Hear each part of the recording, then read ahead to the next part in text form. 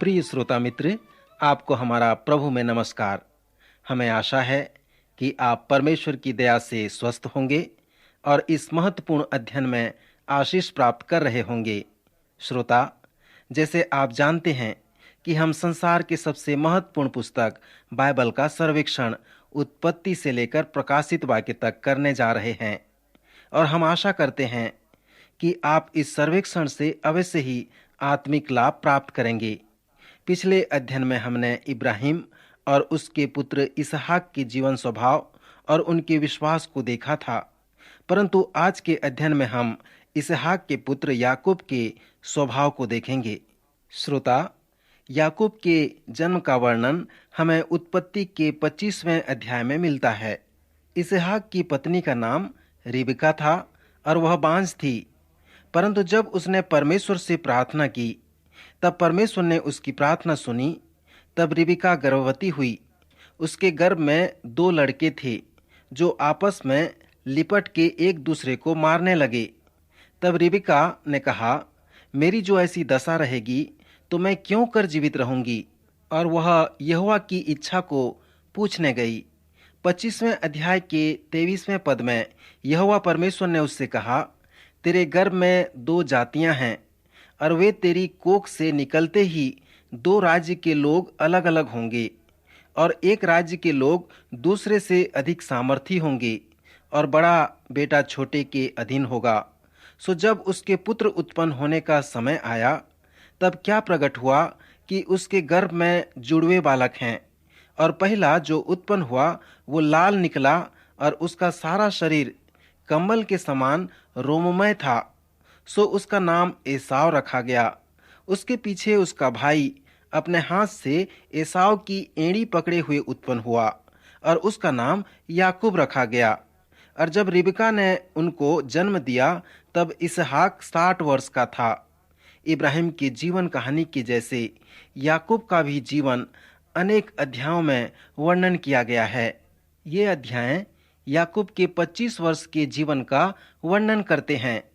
आइए 32वें अध्याय के 9वें पद में जाएं, जहां पर याकूब यहोवा से प्रार्थना करता है।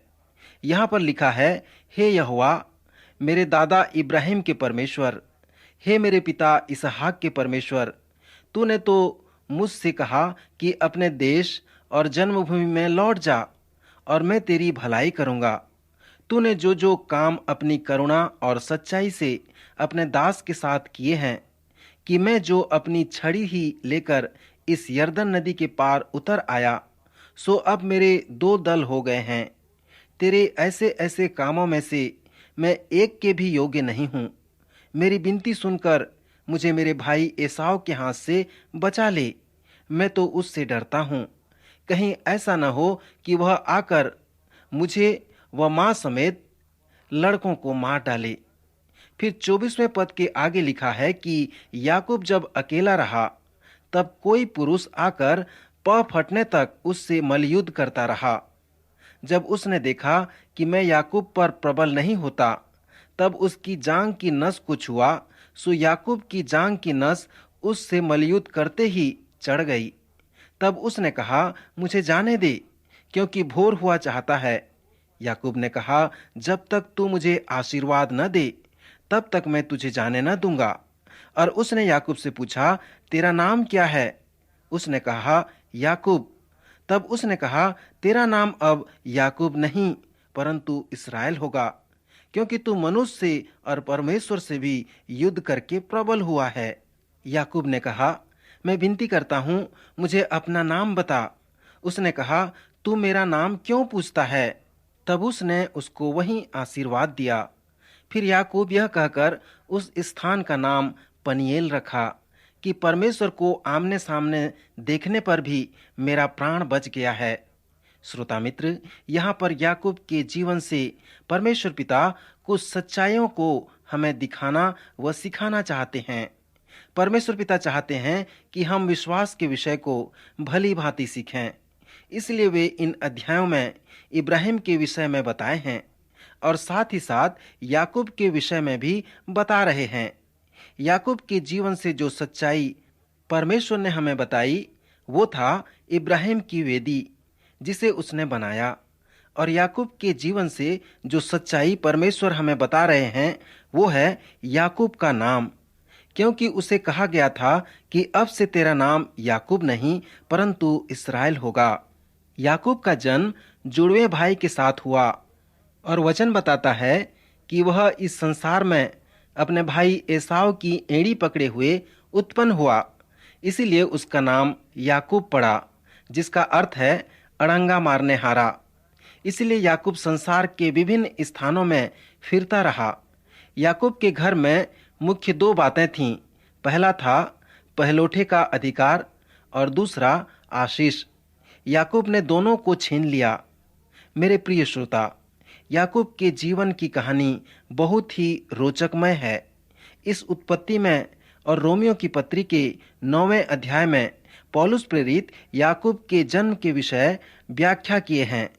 हम वचन में देखते हैं कि याकूब के जन्म से पहले, अर्थात जब वो अपनी माता के गर्भ में ही था, परमेश्वर ने कहा, मैंने याकूब को प्रेम किया परंतु एसाव को अप्रिय जाना, ताकि बड़ा छुटके का दास हो। यहाँ पर एसाव और याकूब के जन्म के पहले परमेश्वर यह प्रमाणित कर दे रहे हैं, आप एसाव के लिए दुखी न हों। वचन कहता है कि एसाव एक सांसारिक व्यक्ति था। उसने अपना पहलौठे का अधिकार लापरवाही से अपने भाई याकूब के हाथ बेच डाला।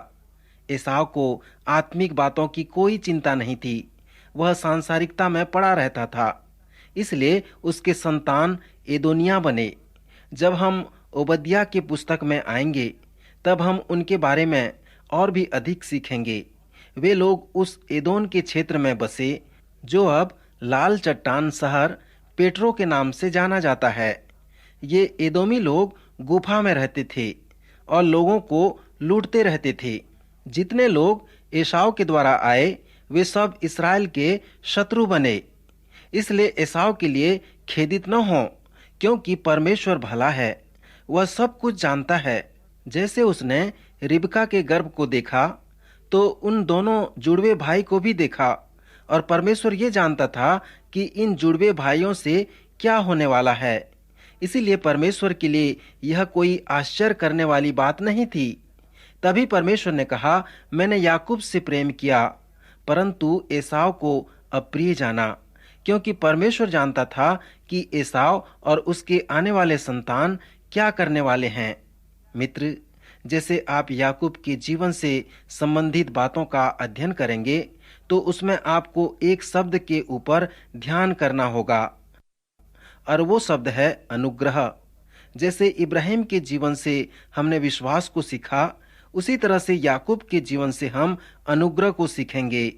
अनुग्रह शब्द का अर्थ परमेश्वर के आशीष की ओर इंगित करता है। इसे हम अपने बलबूते पर अर्जित नहीं कर सकते। परमेश्वर के प्रेम के कारण ही अनुग्रह हमें मिलता है। सो यह अनुग्रह हमें बिना परिश्रम के परमेश्वर की आशीषों से मिलाता है। यहाँ पर याकूब के जीवन के लिए रोचक बात यह है, क्योंकि वह छीना झपटी करने वाला व्यक्ति था, धोखा देने वाला व्यक्ति था, इसलिए वह इसके योग्य नहीं था, परंतु परमेश्वर की आशीष से ही प्राप्त करता है।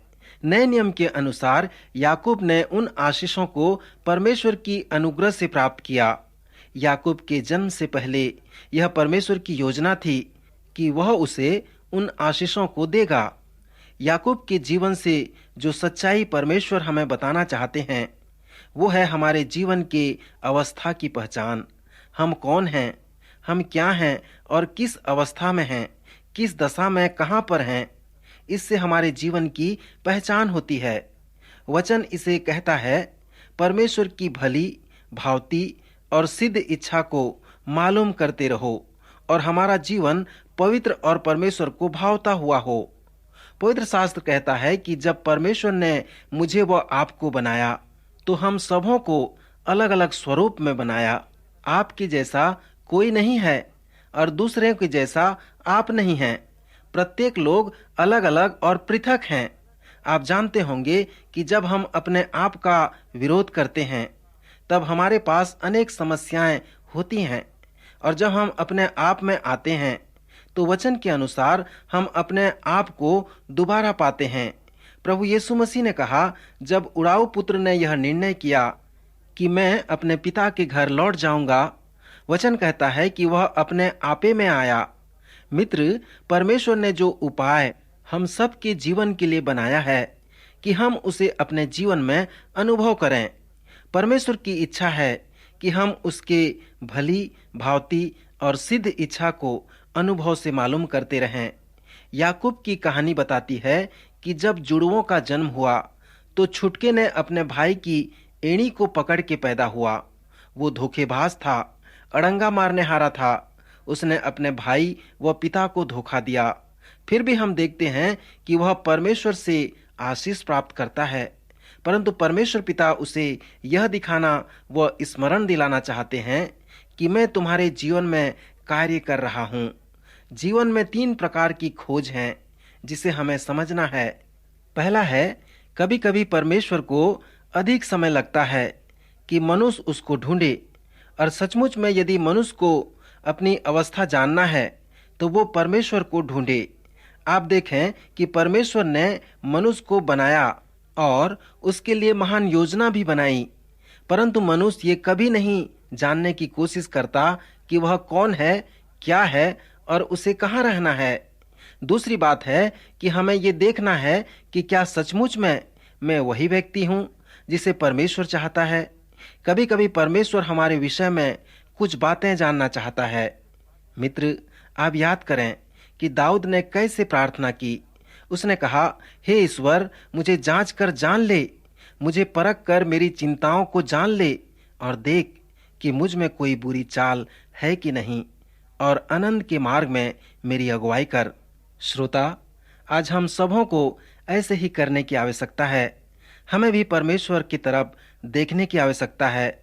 परमेश्वर से कहने की आवश्यकता है कि परमेश्वर, मैं अपने हृदय को नहीं जानता, कृपया मेरे अंदर जो बुराई है उसे निकाल दें और आनंद के मार्ग में मेरी अगुवाई करें। कि याकूब ने अपनी माता, अपने पिता और अपने भाई को धोखा देकर पहलौठे का अधिकार एवं आशीष को छीन लिया।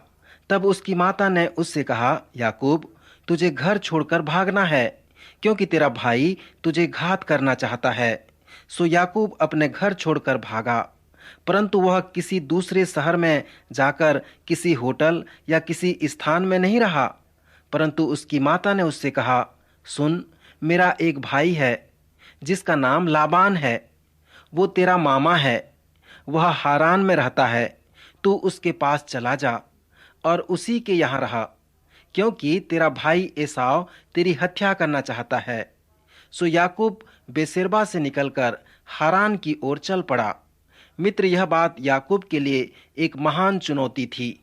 घर छोड़कर चले जाना भयंकर बात है, परंतु याकूब अपनी जान बचाकर चला गया। जब रास्ते में रात हो गई, तब उसने किसी स्थान में एक पत्थर को लेकर अपना तकिया बनाया और उस स्थान पर सो गया। श्रोता, उस रात वहां पर उसे आत्मिक अनुभव मिला। वहां पर उसने एक स्वप्न देखा कि एक सीढ़ी पृथ्वी पर खड़ी है और उसका सिरा स्वर्ग तक पहुंच रहा है, और परमेश्वर के दूत उस पर से चढ़ते व उतरते हैं, और यहोवा परमेश्वर प्रकट होकर उसे यह निश्चित दिलाते हैं कि जो वाचा मैंने इब्राहिम से बांधी है वो तेरे जीवन में कुछ पूरा होने वाला है। अर्थात परमेश्वर ने उससे कहा, जिस भूमि पर तू पड़ा है उसे मैं तुझको दूंगा और तेरे वंश को दूंगा, और तेरे वंश भूमि की धूल के किनकों के समान बहुत हो जाएंगे, और पश्चिम, पूरब, उत्तर, दक्षिण चारों ओर फैल जाएंगे, और तेरे वंश के द्वारा पृथ्वी के सारे कुल आशीष पाएंगे। और सुन, मैं तेरे संग संग रहूंगा, और जहां कहीं तू जाए वहां तेरी रक्षा करूंगा, और तुझे इस देश में लौटा ले आऊंगा, और मैं अपने वचन को जब तक पूरा न कर लूं तब तक तुझको न छोड़ूंगा। तब याकूब जाग उठा और कहने लगा, निश्चय इस स्थान में यहोवा परमेश्वर है, और मैं इस बात को न जानता था। तब याकूब डर गया और कहा, यह स्थान क्या ही भयानक है, यह तो परमेश्वर के भवन को छोड़ और कुछ नहीं हो सकता। और उसने उस स्थान का नाम बेतेल रखा। और उसने परमेश्वर से यह मन्नत मानी कि यदि परमेश्वर मेरे संग रहकर इस यात्रा में मेरी रक्षा करे और मुझे खाने के लिए रोटी और पहनने के लिए कपड़ा दे और मैं अपने पिता के घर में कुशल क्षेम से लौट आऊं, तो यहोवा मेरा परमेश्वर ठहरेगा और प्रभु जो कुछ तू मुझे देगा उसका दसमांश मैं अवश्य ही तुझे दिया करूंगा। श्रोता, इस स्वप्न के बाद याकूब ने परमेश्वर की ओर दृष्टि करनी प्रारंभ की। और जब आप उसके अगले 20 वर्ष के जीवन को देखेंगे, तो जब भी उसने परमेश्वर की ओर दृष्टि की, प्रत्येक बार वो परमेश्वर के निकटता में आता गया। मित्र, इसी तरह से कुछ बातें हैं जिसे परमेश्वर चाहता है कि हम अपने विषय में जानें। दाऊद के प्रार्थना को याद करें। उसने कहा, हे ईश्वर, मुझे जांच कर जान ले, मुझे परख कर मेरी चिंताओं को जान ले और देख कि मुझ में कोई बुरी चाल है कि नहीं, और अनंत के मार्ग में मेरी अगुवाई कर। मित्र, ऐसी प्रार्थना हमें भी करने की आवश्यकता है। हमें भी परमेश्वर से कहना है कि प्रभु, मैं अपने हृदय को नहीं जानता, इसलिए मुझे मेरी बुराइयों को दिखा, मेरी चिंताओं को मुझसे दूर कर दे, ताकि मैं तेरे मार्ग में चल सकूं। याकूब की समस्या यह थी कि वह धोखेबाज और अड़ंगा मारने हारा था। इसलिए परमेश्वर ने उसे उसके मामा लाबान के यहाँ 20 वर्ष तक रखा। मैं सोचता हूँ याकूब और लाबान की कहानी बहुत ही हास्यमय और परिहास के जैसी थी। जब याकूब लाबान से मिला, तब उसने लाबान को अपना सब वृतांत कह सुनाया कि कैसे वो अपने भाई व पिता को धोखा देकर पहलौठे का अधिकार और आशीष छीन ले आया है। उसकी बात सुनकर लाबान मुस्कुराने लगा और कहा, तू सचमुच मेरी हड्डी में की हड्डी और मेरे मांस में का मांस है। यहाँ पर लाबान मामा यह सोच रहे हैं कि यद्यपि तू एक धोखेबाज है, पर मैं तेरे से भी बड़ा धोखेबाज हूँ। और मित्र, यह भी सच है, क्योंकि याकूब को लाबान के लिए 20 वर्ष कार्य करने पड़े। लाबान की 2 बेटियां थीं, जिनमें से बड़ी का नाम लिया और छोटी का नाम राहेल था। लिया की आंखें धुंधली थीं, पर राहेल रूपवती और सुंदर थी। सो याकूब, जो राहेल से प्रीति रखता था, उसने कहा, मैं तेरी छोटी बेटी राहेल के लिए 7 वर्ष तेरी सेवा करूंगा। लाबान तैयार हो गया, पर जब उसने 7 वर्ष की सेवा पूरी कर ली, तब याकूब ने लाबान से कहा, मेरी पत्नी मुझे दे दे, क्योंकि मेरा समय पूरा हो गया है।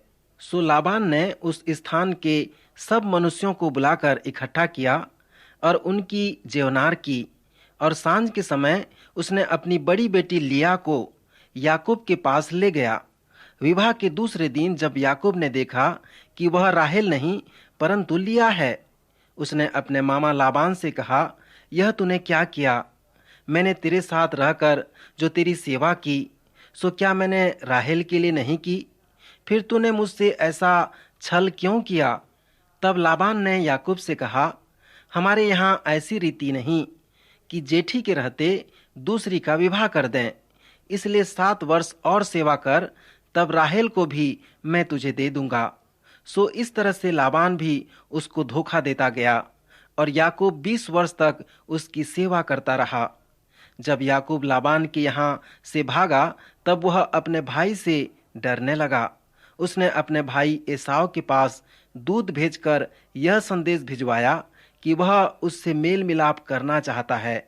जब दूत याकूब के पास लौट कर आए और कहने लगे, हम तेरे भाई एसाव के पास गए थे, वह भी तुझसे भेंट करने को 400 पुरुष संग लिए हुए आता है।